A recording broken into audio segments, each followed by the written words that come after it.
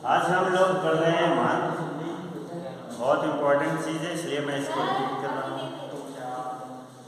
ठीक है, तो मांग है क्या, पहले हम ये देख लेते हैं मांग किसे कहते हैं। जब कोई भी चीज़ है तो हम डिमांड करते हैं कुछ भी, तो बिना मांग के तो कुछ संभव ही नहीं है। तो वही जो मांग है, इकोनॉमिक्स की भाषा में आज हम उसको पढ़ेंगे कि वास्तव में जो हम ऐसे मांग करते हैं वो मांग से ये कितनी डिफर है, कितनी अलग है ना। उसमें उस मांग में कोई कीमत की बात नहीं होती, लेकिन जब हम यहाँ बात करते हैं तो उस मांग में कीमत ज़रूरी है। और इस मांग का मतलब खरीदना से होता है। हमारी यहाँ पे इकोनॉमिक्स कभी भी फ्री में कुछ नहीं देती है कभी किसी को, है ना। तो ये फ्री कुछ नहीं देती है। इकोनॉमिक्स वही है जो कम साधनों में ज़्यादा से ज़्यादा संतुष्टि प्रदान करे, वही है इकोनॉमिक्स, है ना। इसी को ही इकोनॉमिक्स बोलते हैं। और फिर भी साधन हमारे पास होंगे लेकिन फ्री का कुछ नहीं, है ना। भले ही हम कम पैसों में ज़्यादा पैसों में सामान खरीदें, लेकिन फ्री में, ये है इकोनॉमिक्स। ठीक, तो जो मांग है वो मांग क्या कहती है। मांग के विद्वानों ने मांग को अच्छा समझाने के लिए विद्वानों ने ये 3 पॉइंट रख दिए कि अगर ये 3 पॉइंट उस बात में आ रहे हैं तब हम मानेंगे कि ये मांग है, वरना वो मांग नहीं है। यानी खरीदना, मांग मतलब इकोनॉमिक्स में खरीदना से है, इतना आप समझ लो, इतना अपने माइंड में रख लो। तो अगर ये तीनों चीज़ें हैं तो इकोनॉमिक्स है, और अगर ये तीनों चीज़ें नहीं है और मांग है, और अगर ये तीनों चीज़ें नहीं है तो मांग नहीं है। तो चलो ये देखते हैं प्रभावपूर्ण इच्छा। प्रभावपूर्ण इच्छा, अगर हम कोई वस्तु मांगने जाते हैं, कोई वस्तु खरीदना चाहते हैं, तो हमारे मन में एक इच्छा आती है ना कि हमें कोई वस्तु लेनी है ना। मान लो हमें मोबाइल लेना था, तो पहले मन में इच्छा आएगी ना कि मोबाइल लेना है। और मोबाइल में लेना है, इच्छा होना, ये तो हमने मोबाइल ले ली, इच्छा हुई थी कि मोबाइल लेना है, अभी तो हमने मोबाइल ले लिया ना। तो एक इच्छा हुई थी पहले, एक इच्छा हो गई कि हमें मोबाइल लेना है। अब हमें मोबाइल लेने का साधन ढूंढना है ना। साधन का मतलब होता है पैसा। आपके पास पैसे होंगे तभी तो मोबाइल खरीदेंगे। तो दूसरा क्या हो गया, साधन हो गया। और तीसरा क्या हो गया, तीसरा आपके पास तत्परता भी होनी चाहिए। कभी कभी हम कोई चीज़ खरीदना चाहते हैं लेकिन नहीं खरीदते, कोई रीज़न हो जाता है नहीं खरीदते, या कहते हैं हमारा मन हट गया, तो वो मांग नहीं है। फिर तो अगर हम इसको मांग मान लिए होते तो इकोनॉमिक्स तो बेचारी पीछे रह गई, है ना। अब हमने इच्छा कर लिया, मांग हो गई, तो और वास्तव में हम नहीं खरीदेंगे, मन हमारा हट गया, नहीं खरीदे, फिर तो इकोनॉमिक्स कहाँ गई, बेकार हो गई ना। फिर तीसरी चीज़, सबसे इम्पोर्टेंट चीज़, तत्परता, विलिंगनेस होनी चाहिए कि हमें ये वस्तु लेनी है तो लेनी है, कुछ भी हो जाए लेनी है। अगर ये तीनों चीज़ें हैं उसमें, तब समझ लो कि मांग है, वरना मांग नहीं है। और देखो, इसके अलावा भी निश्चित कीमत होनी चाहिए, है ना। कीमत होनी चाहिए, निश्चित कीमत होनी चाहिए। नहीं ऐसा ना हो कि किसी को 10 रुपये का मिल रहा है, किसी को 5 रुपये का मिल रहा है ना। तो फिर वो भी डिमांड सही से डिमांड नहीं होगी, तो लेकिन सही से नहीं होगी। फिर निश्चित समय भी होना चाहिए, होना चाहिए कि नहीं होना चाहिए। अब आज के हिसाब से अगर देखा जाए, आज के हिसाब से तो निश्चित समय भी होना चाहिए, है ना। आप लोग ऑनलाइन मार्केटिंग करते होंगे ना। आज पता चला वो चीज़ सस्ती हो गई है, ले लिया तो ले लिया, नहीं तो उसमें टाइम लग जाता है, 2 घंटे 5 मिनट सेशन। अगर उसके अंदर आपने नहीं लिया तो वो चीज़ फिर से महंगी हो गई। तो समय का महत्व है कि नहीं है। कभी कभी हम लोग ऐसे भी करते हैं, जैसे एक दोस्त हमारा पेन खरीद के ले आया 10 रुपये में, फिर हम उसके पास हमने सोचा हम भी ले लें, तो वो कह रहा है 20 होता है ना ऐसा। तो समय का भी महत्व है, तो निश्चित समय भी होना चाहिए। तो अगर हम इसकी परिभाषा बनाएंगे, मांग की परिभाषा, तो निश्चित समय और निश्चित कीमत पर, निश्चित समय और निश्चित कीमत पर किसी वस्तु की जितनी मात्रा मांगी जाती है, मांगी या खरीदी जाती है, उसे ही हम क्या कहेंगे, मांग कहेंगे, है ना। क्या, निश्चित समय और निश्चित कीमत, दोनों निश्चित होने चाहिए। और उस निश्चित समय और निश्चित कीमत पर किसी वस्तु की जितनी मात्रा मांगी जाए, मात्रा याद कर लो, जितनी मात्रा मांगी जाए उसको ही हम बोलते हैं मांग, डिमांड। अब देखो एग्जाम्पल ले लो, हमने मोबाइल 1 लिया, कितना लिया, 1 लिया, मात्रा कितनी हुई, मात्रा कितनी है, 1 है, तो डिमांड कितनी हुई, 1 हुई। मोबाइल 1 ही तो लिया, 1 ही खरीदा, 1 ही मांगा, तो मोबाइल 1 पर किसी वस्तु की जितनी मात्रा, कितनी मात्रा, 1 मात्रा, इसी को ही हम मांग कहते हैं। तो 1 मोबाइल हमने खरीदा, तो वो मांग 1 मात्रा मांग होगी। 2 मोबाइल खरीदते तो 2 मात्रा मांग हो जाती, 3 मात्रा हो जाती, 4 हो जाती, 5 हो जाती। जितनी मात्रा खरीदेंगे वो सब की सब डिमांड है।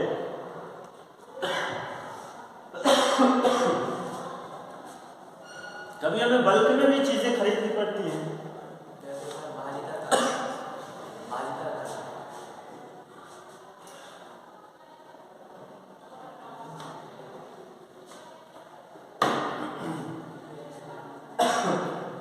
हाँ, सब्जियां वगैरह भी हमें, जो भी चीजें हम खरीदते हैं, जितना खरीदते हैं, अगर जैसे सब्जी की बात कर रहे हैं, 1 किलो सब्जी खरीदा तो वो 1 किलो डिमांड है, 2 किलो खरीदते 2 किलो डिमांड है। जितनी मात्रा खरीदेंगे वो उसकी पूरी की पूरी डिमांड कहलाएगी, वो पूरी की पूरी मांग कहलाएगी, ठीक है।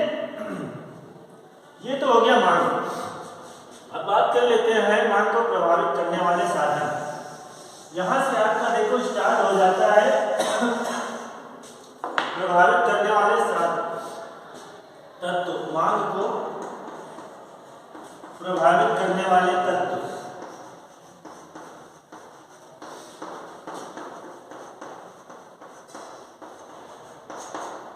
मांग को प्रभावित करने वाले कौन कौन से तत्व हैं? एलिमेंट्स टू इफेक्ट डिमांड, कौन कौन से तत्व हैं जो फैक्टर्स हैं जो इसको इफेक्ट करते हैं? तो सबसे पहले तो देखो जो होती है उस वस्तु की कीमत होती है। मांग को हम डी से दिखा लेते हैं। पहली बात तो जो है कीमत होती है। अगर मोबाइल महंगा है तो हम नहीं लेते, लेते हैं क्या? सस्ता हो गया तो ज़्यादा ले लेते हैं, है ना? तो एक तो हो गई प्राइस, दूसरी क्या हो गई? इनकम। इनकम को हम वाई लेते हैं। दूसरी क्या हो गई? इनकम। अगर इनकम ज़्यादा है तो 15,000 का मोबाइल कोई मान ही नहीं सकता, और अगर इनकम कम है तो 15,000 भी हमें बहुत महंगे लगते हैं। तो ज़्यादा इनकम होगी तो ज़्यादा वस्तुएं खरीदेंगे, कम इनकम होगी तो कम डिमांड करेंगे, कम मांग करेंगे।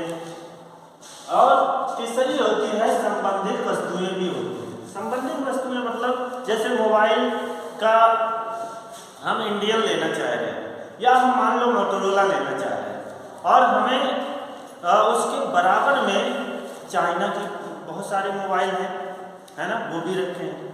तो हमें दूसरी वस्तुओं से भी देखना है, दूसरे मोबाइलों से भी इसके कंपैरिजन करना है कि ये सस्ता है या ये सस्ता है। अगर चाइना का मोबाइल सस्ता पड़ रहा है तो आप इसको नहीं लोगे, है ना, और अगर चाइना का महंगा है तब आप इसको लोगे। मतलब इससे जो रिलेटेड हैं उनकी भी कीमतें मांग को प्रभावित करती हैं, है ना। तो ये जो है रिलेटेड वस्तुएं हैं वो भी मांग को प्रभावित कर रही हैं। और इसके अलावा जो फैशन है, फैशन रीति रिवाज, उस पर डिमांड ज़्यादा होती है। जैसे फैशन में इस समय आपको जैकेट खरीदना है ना, तो आप जैकेट लोगे, स्वेटर नहीं लोगे। स्वेटर क्या हो गया, पुराना हो गया, है ना। अब आप जैकेट खरीदते हैं फैशन के हिसाब से, तो फैशन भी प्रभावित करता है ना डिमांड को। फैशन रीति रिवाज, फैशन है, रीति रिवाज है, इसको चलो हम फैशन से ही लिख देते हैं, से ही लिख देते हैं। फैशन हो गया, रीति रिवाज हो गए, और इसके बाद पॉपुलेशन होती है, जनसंख्या भी होती है, जनसंख्या भी प्रभावित करती है। ज़्यादा जनसंख्या होगी तो ज़्यादा डिमांड होगी, कम जनसंख्या होगी तो कम होगी। इसको हमने P0 से लिख दिया, पॉपुलेशन को PO कह लो या P0 कह लो, जो भी कुछ कह सकते हो। तो ये बहुत सारी चीज़ें हैं जो मांग को प्रभावित करती हैं, ठीक है ना, इतना समझ गए। अब हम चलते हैं मांग के नियम पे। मांग के नियम, लॉ ऑफ डिमांड अंग्रेजी में बोलते हैं। इसकी शुरुआत यहीं से करते हैं, D = proportional to P Y P bar F P0, ठीक है। अब इसमें हमें करना क्या है, ये जो डिमांड है, ये डिमांड इतनी सब बातों से प्रभावित हो जाती है। मांग जो है इन सब बातों से, इन सब से प्रभावित होती है। तो हमें क्या करना है, मांग का नियम यहीं से निकलेगा हमारा, मांग का नियम हमारा यहीं से निकलेगा। तो यहाँ से कैसे निकलेगा, ये हम मान लेते हैं कि जो ये डिमांड है उस समय पे और सब बातें प्रभावित नहीं कर रही हैं, केवल और केवल P प्रभावित कर रहा है। यानी और सबको हमने कांस्टेंट मान लिया, और सबको हमने स्थिर कह दिया कि ये लोग कोई परिवर्तन नहीं कर रहे हैं, ये सब शांत हैं। जैसे हमें दो चीज़ें खाने को दे जाएं तो एक समय पे हम एक चीज़ खाएंगे, एक चीज़ वैसी रखी रहेगी, तो वैसे ये सब जो है उस समय पे रखे हैं। जब हम केवल P से D का प्रभावित होना देख रहे हैं, है ना, P का, तो P से डिमांड पे क्या प्रभाव पड़ता है हमें केवल ये देखना है, और बाकी हम बाद में देखेंगे। तो इसको हम ऐसा लिखते हैं, D = फंक्शन ऑफ P, ऐसे लिख सकते हैं, क्योंकि और सबको हमने कांस्टेंट कर दिया, स्थिर कर दिया, यही चीज रहेगी। या इसको लिख सकते हैं D = प्रोपोर्शनल टू 1/P लिख सकते हैं, ऐसा लिख सकते हैं। ऐसा इसलिए लिख सकते हैं क्योंकि P और D के बीच उल्टा संबंध है ना, नेगेटिव रिलेशनशिप है, इन दोनों के बीच में बिल्कुल उल्टा संबंध है। मतलब अगर P बढ़ जाएगा, अगर P बढ़ जाएगा तो D क्या होगा, घट जाएगा, यानी डिमांड, प्राइस बढ़ेगी तो मांग कम हो जाएगी, है ना। और अगर P घट रहा है, प्राइस कम हो रही है, तो डिमांड बढ़ जाएगी, पक्का। इसी को ही मांग का नियम है ना। अगर कीमत घट गई तो मांग ज्यादा हो जाएगी, और अगर कीमत बढ़ गई तो मांग कम हो जाएगी, यही मांग का नियम, ठीक है। अब इसी को हम चाहें तो एक चित्र बना के देख सकते हैं, देख सकते हैं। ये हमारा प्राइस है और ये हमारा D है। मान लो हमने सब जगह D लिखा तो यहाँ पे D लिख देते हैं, Q भी लिखते हैं, अक्सर हम Q भी लिखते हैं, लेकिन हमने D लिख दिया है। तो ये हम देख रहे हैं, यही वाला D और यही वाला P, इन दोनों के बीच में जस्ट अपोजिट रिलेशनशिप है। वो कैसे है ये हमें देखना है। मान लो ये मार्केट में कुछ इस समय चल रहा है, मान लो हम कोई चीज़ खरीद रहे हैं, मोबाइल ही खरीद रहे हैं मान लो, तो मार्केट में इस समय 10,000 का मोबाइल चल रहा है और उस समय डिमांड कितनी हो रही है, 2 हो रही है ना, 2 की डिमांड है। अब अगर प्राइस बढ़ जाए, मान लो मोबाइल 20,000 का हो जाता है ना, मोबाइल 20,000 का हो जाता है, तो लोग क्या करेंगे, कम खरीदेंगे ना। यानी एक हो सकता है एक खरीदे, हो सकता है, मैं 100% तो नहीं कह सकता, हो सकता है व्यक्ति, लेकिन कम जरूर कर देगा, ये इतना 100% है। अगर प्राइस बढ़ेगी तो वो मात्रा कम हो जाएगी, डिमांड कम हो जाएगी, इतना 100% सही है कितना कम होगी ये हम यहाँ नहीं बता सकते, मांग के नियम में नहीं बता सकते, है ना। और अगर इसके उल्टा मान लो प्राइस हमारी 10 के बजाय 5000 हो जाए, तो मोबाइल ज़्यादा खरीदे जाएंगे ना, तो डिमांड जो है वो सीधे बढ़ जाएगी, मान लो 4 हो जाती है ना। ये 4 हो जाएगी, इस पे तो मैं 100% नहीं कह सकता, लेकिन बढ़ जाएगी, तो इसके लिए मैं 100% यही मांग करूँगा। अब ये जो चित्र बनेगा, ये जो रेखा बनेगी, ये ऊपर से नीचे की तरफ बनेगी, है ना। ये इसी को ही हम डिमांड कर्व बोलते हैं। ये क्या है? डिमांड कर्व है। ये हो गया हमारा ई, और ये हमारा पहला बना था, और ये बना था दूसरा। इसको हम इक्विलिब्रियम बोलते हैं, इसको हम संतुलन बोलते हैं, ठीक है, या ब्रेक इवन पॉइंट भी कहते हैं। यहाँ पे दोनों एक दूसरे को काट दें। तो ये जो है हमारा बन गया, ये जो डी वक्र है, इसी को हम डिमांड कर्व बोलते हैं, मांग वक्र बोलते हैं। क्या बोलते हैं? मांग वक्र बोलते हैं। तो हमारा ये क्लियर हो गया, मांग का नियम क्या है, आगे समझ में आ गया। अब हम अगर ये देखें डी और पी का क्या रिलेशनशिप है, तो हम इसको यही से देख सकते हैं, यही डी और पी के बीच संबंध भी है ना, ठीक है। ये मांग और प्राइस, मांग और कीमत के बीच का ये संबंध बताता है, ठीक है। अब अगर हम इसके बाद इस पर चले जाएं तो इसका अलग बनेगा। चलो एक इसको हम दिखा देते हैं, है ना। ये तो हम मान हो गया हमारा। अब इससे इसका क्या संबंध है ना। बस 5 मिनट में इसको हम खत्म कर देते हैं। P equal to function of, अब हमने P को छोड़ दिया, Y को ले लिया, है ना। अब हमने Y को ले लिया, यानी इनकम से क्या संबंध है, आय से क्या संबंध है।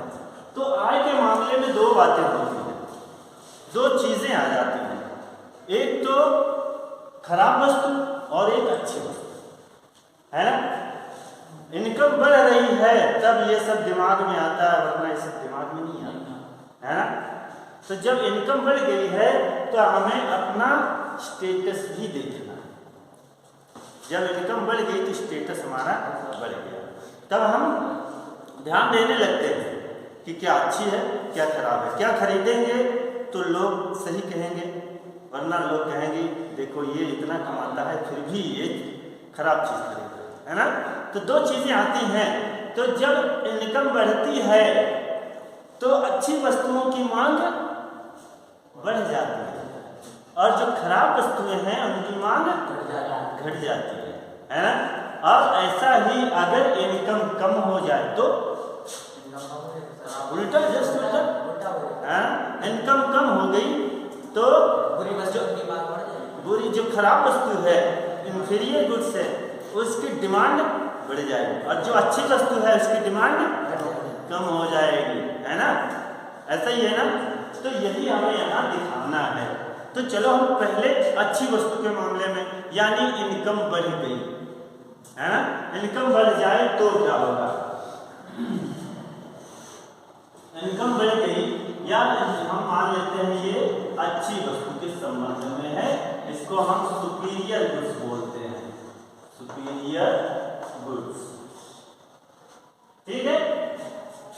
उसके मामले में देखते हैं, ये मान लेते हैं ये तो प्राइस है, और यहाँ पे अब प्राइस तो रह नहीं गया, इनकम रह गई, है ना। अब तो हमने प्राइस की जगह बदल दिया ना, इनकम कर दिया, और ये हमारा क्या है, ये डिमांड है। डिमांड और आय में ही तो देख रहे हैं ना, इनकम और डिमांड में ही तो देख रहे हैं। तो ये हमारी डिमांड वहीं कहीं रहेगी, इनकम की जगह हमने इनकम कर दिया। तो ये मान लेते हैं मार्केट की प्राइस है, या किसी व्यक्ति की इनकम है, मान लो अपने आप में मान लो ये 5000 है ना।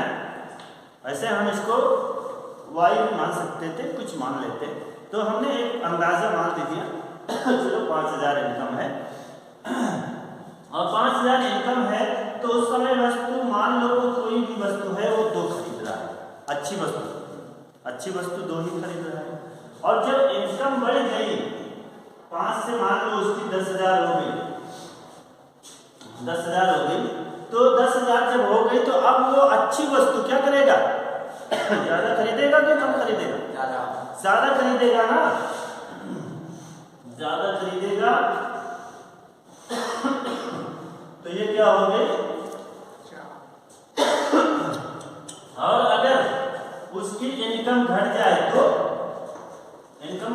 क्या करेगा, अच्छी वस्तु कम खरीदेगा, है ना। मान लो ये 2,000 हो जाए तो कम खरीदेगा अच्छी वस्तु में। अब ऐसे में जो ये वक्र बनेगा वो कैसा बनेगा, जो ये बीडी वक्र है ना, ये पॉजिटिव बनेगा, नीचे से ऊपर की तरफ धनात्मक बनेगा, है ना। कैसा बनेगा, धनात्मक बनेगा। और जो इंफीरियर के मामले में है, अगर इंफीरियर गुड्स हो तो, कोई खराब वस्तु हो तो, मान लो ये इनकम तो उसकी 5,000 थी, है ना, और ये डी है, इनकम उसकी 5,000 थी, तो कितनी खरीद रहा था, 2, है ना। अब देखो जब उसकी इनकम बढ़ गई 10,000 हो गई, तो जो खराब वस्तु है उसको ज्यादा खरीदेगा कम खरीदेगा, उसको कम खरीदेगा। अब ये 2 की जगह 1 ही खरीदेगा, है ना। और अगर इनकम कम हो गई तो खराब वस्तु क्या करेगा, इनकम 2,000 हो गई तो खराब वस्तु क्या करेगा, ज्यादा खरीदेगा, है ना। तो अब ऐसे जो इंफीरियर गुड्स होंगे उसके मामले में जो डिमांड कर्व होगा वो कैसा होगा, वो नेगेटिव होगा, नेगेटिव स्लोप वाला होगा। और इसको यही है हमारा डिमांड कर्व, ये नेगेटिव यानी नकारात्मक ढाल वाला होगा। ठीक है ना, समझ में आया। ये 2 चीजें आ गई, और एक चीज और बचती है, मैं उसको भी सोच रहा हूँ कंप्लीट ही कर दूं। ये यहाँ पे जो पी बार है वो क्या है, संबंधित वस्तुओं के मामले में, है ना। संबंधित वस्तुओं के मामले में डिमांड, तो संबंधित वस्तुएं, जैसे मैंने बताया था कि सभी वस्तुएं, कुछ वस्तुएं होती हैं जो एक दूसरे से संबंधित होती हैं। जैसे ऐसे मामले में 2 चीजें आती हैं, एक स्थानापन्न होती है सब्स्टिट्यूटरी गुड्स, और दूसरी होती है पूरक कॉम्प्लीमेंट्री गुड्स। स्थानापन्न वाली वस्तु कौन कौन सी होती है, स्थानापन्न वाली वस्तु वो होती है जो एक की जगह पर दूसरे का इस्तेमाल किया जा सके, है ना। और जो कॉम्प्लीमेंट्री होती है वो दोनों एक दूसरे के बिना नहीं रह सके, है ना, बिना दोनों के वो कंप्लीट है ही। जैसे पैंट और शर्ट है, पैंट और शर्ट एक बिना एक दूसरे के कंप्लीट है नहीं, है ना, दोनों को चाहिए कॉम्प्लीमेंट। कार और पेट्रोल, यानी गाड़ी और पेट्रोल, कोई सी गाड़ी ले लो, बिना पेट्रोल के गाड़ी चल सकती क्या? आप पूरी टंकी रख लो, गाड़ी ना हो, क्या करोगे उससे? कुछ नहीं ना। और आपके पास सैकड़ों गाड़ियां हो, पेट्रोल ना हो, कोई मतलब नहीं। तो दोनों एक दूसरे के पूरक होने चाहिए। आप मोबाइल रख लो 1000, सिम ही नहीं है, कोई मतलब है? कुछ नहीं है। मोबाइल का ज़्यादा बढ़िया काम तो सिम का है ना, सिम के साथ है, बिना सिम के मोबाइल कोई मतलब नहीं है। हालांकि मल्टीमीडिया ऐसा है कि लोग उसके खेलते रहते हैं, लेकिन ज़्यादा उसका इम्पोर्टेंट काम सिम से। तो ये दोनों क्या है, एक दूसरे के कॉम्प्लीमेंट हैं, है ना, पूरक वस्तुएं कहते हैं। तो पूरक वस्तुओं के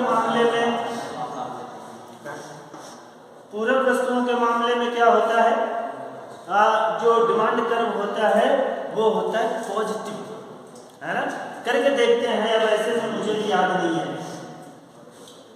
चलो मैंने पेट्रोल और गाड़ी का ले लिया, है ना।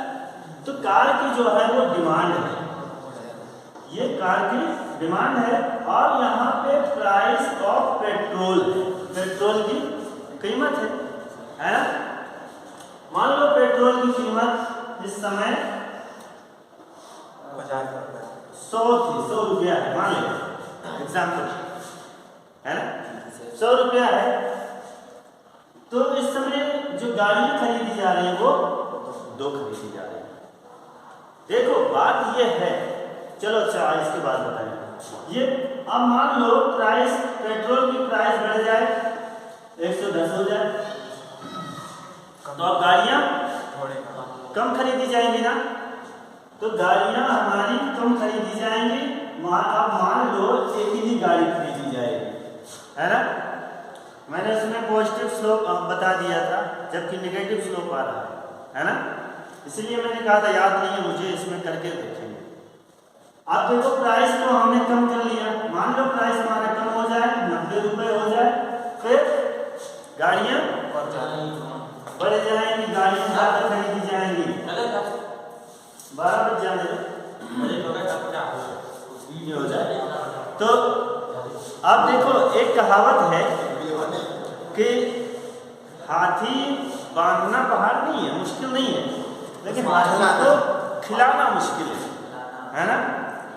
हाथी तो कोई भी बांध सकता है, वैसे ही गाड़ियां तो कोई भी खरीद सकता है। गाड़ियां तो खरीद के ला लेंगे, 10 लाख 20 लाख जितने की भी होगी ला के रख लेंगे, लेकिन रोज रोज का उसका जो खर्च है ड्राइवर का, पेट्रोल का, वो कौन देगा, है ना। सबसे बड़ा महंगा वही पड़ जाता है।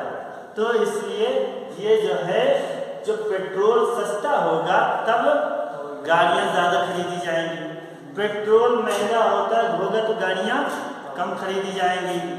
अब इसी ये जो डिमांड कर्व देखो कैसा आ रहा है, निगेटिव है ना, निगेटिव स्लोप है ना। अब निगेटिव स्लोप है ना, डिमांड कर्व जो है वो हमारा निगेटिव आ रहा है।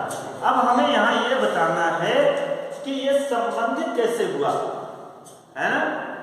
अब देखो बात ये है, हाँ ये संबंधित, ये कीमत किसकी घट बढ़ रही है, पेट्रोल, और डिमांड में फर्क किसके बढ़ रहा है, कार के, है ना। तो इसीलिए इसको संबंधित वस्तुएं कहते हैं। जब पेट्रोल कीमत बढ़ रही है पेट्रोल की दूसरी वस्तु की, और फर्क पड़ रहा है किसी दूसरी वस्तु की, तो इसीलिए इसको संबंधित वस्तुएं। अब एक और देख लेते हैं, बंद कर 17 में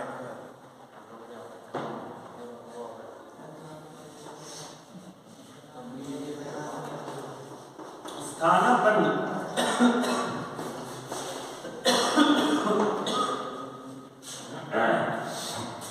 स्थानापन्न वस्तुओं के मामले में जैसे चाय और कॉफी, अगर चाय नहीं है तो आप कॉफी से काम चला लेते है ना।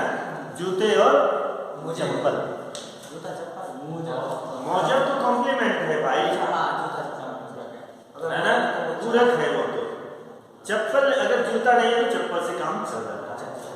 तो ये सब जो है स्थानापन्न वस्तु है। तो हम यहाँ पे चाय और कॉफी ले रहे हैं, यहाँ पे हम ले रहे हैं प्राइस ऑफ टी, और यहाँ पे डिमांड ऑफ कॉफी, ठीक है। यहाँ पे हमने कॉफी की, ये जो है मान लो चाय की कीमत है 10 रुपए, और डिमांड उस समय पे 2 kg की हो रही है। मान लो चाय की कीमत बढ़ जाए 20 रुपए हो जाए, तो क्या होगा, कॉफी ज्यादा, ये कॉफी की डिमांड है, नीचे कॉफी की डिमांड है। चाय की कीमत 10 रुपए, तो उस समय कॉफी 2 मांगी जा रही है, और जैसे ही चाय की कीमत बढ़ गई वैसे ही कॉफी की डिमांड बढ़ गई, है ना, क्योंकि चाय जितनी महंगी होगी उसको छोड़ते जाएंगे, कॉफी की डिमांड बढ़ाते जाएंगे।